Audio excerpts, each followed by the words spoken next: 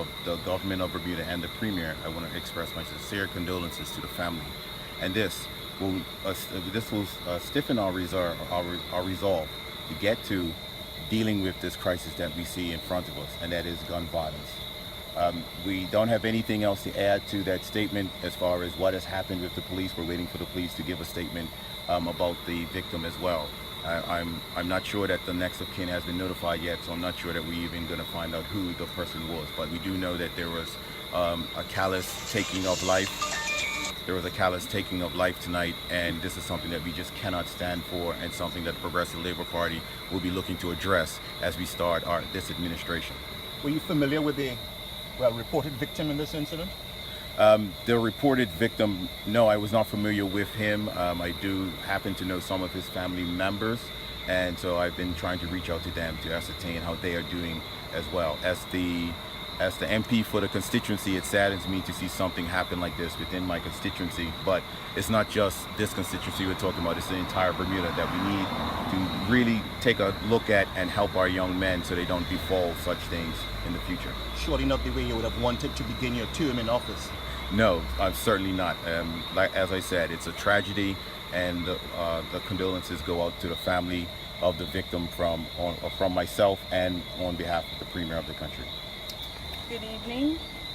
About 10:40 this evening, the police received several 911 calls in relation to shots being heard in the area of Upland Street, Devonshire. Police responded to those calls and found a male victim unresponsive, who was later pronounced dead and succumbed to his injuries. Obviously, at this time, we have a lot of people coming into the area out of concern. We are asking those people to try to remain away from the area so that we can conduct our investigations.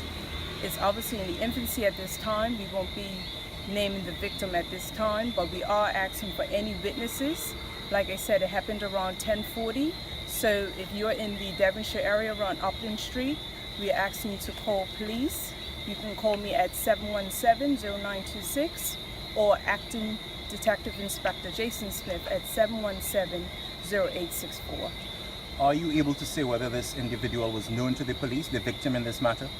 It's really early stages, Gary, and like I said, we're not sure if everyone in the family has been informed, so we just want to give them this time. And we're being told that it may have occurred at a residence where a similar type situation occurred sometime last year or earlier this year? It happened in a similar area, yes. Any suspicion as to whether this may in fact be gang related? I know we ask this all the time, but...